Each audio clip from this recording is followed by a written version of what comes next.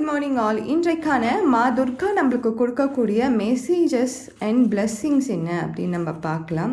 So இன்று வெள்ளி அன்று நம்மளுக்கு மா துர்கா அவங்களுடைய கைடன்ஸாக, அவங்களோட பிளெஸ்ஸிங்காக எதை கொடுக்குறாங்க, என்ன மாதிரியான மெசேஜஸை கொடுக்குறாங்க அப்படின்னு நம்ம பார்க்கலாம்.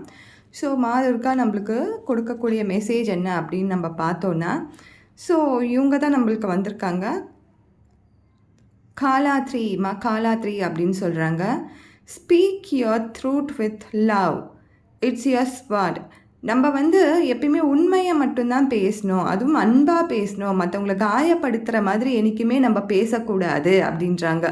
நம்ம எந்த அளவுக்கு உண்மையாகவும் அன்பாகவும் மற்றவங்க கிட்ட பேசுகிறோமோ அதுவே ஒரு கத்தி மாதிரி நம்மளை காப்பாற்றும் அப்படின்னு சொல்கிறாங்க. ஸோ இவங்களுமே பார்த்திங்கன்னா ஒரு விதமான காளியோட மறு உருவம் கூட சொல்லலாம், காளியோட ரூபம் கூட சொல்லலாம்.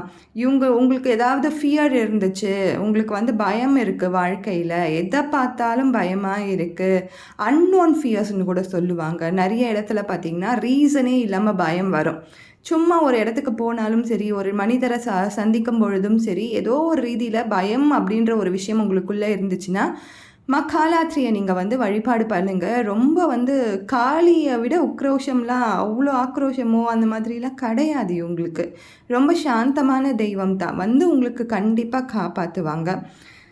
ஸோ உங்களுக்குள்ளே ஏதாவது வைலன்ஸ் இருந்துச்சு, நீங்கள் வைலன்ஸில் இருக்கீங்க, ஏதோ ஒரு அபியூஸில் இருக்கீங்கன்னும் பொழுதும் இவங்கக்கிட்ட நீங்கள் முறையிட்டிங்கன்னா கண்டிப்பாக அதற்கான தீர்வு கிடைக்கும்.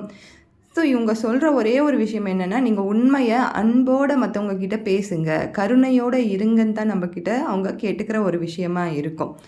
ஸோ இவங்க கொடுக்குற ரெமெடி என்னன்னு நம்ம பார்த்தோன்னா, write down your truth in your journal and read it aloud to yourself each full moon day.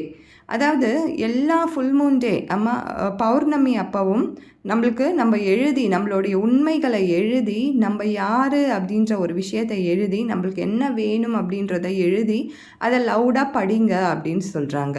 So இவங்க சொல்கிற உண்மையே இது மட்டும்தான். உண்மையாக நேர்மையாக இருந்தீங்கன்னா அதுவே உங்களை காப்பாற்றும், அதுவே நானாக உங்களை காப்பாற்றுவேன் அப்படின்னு சொல்லியிருக்காங்க. Thank you so much.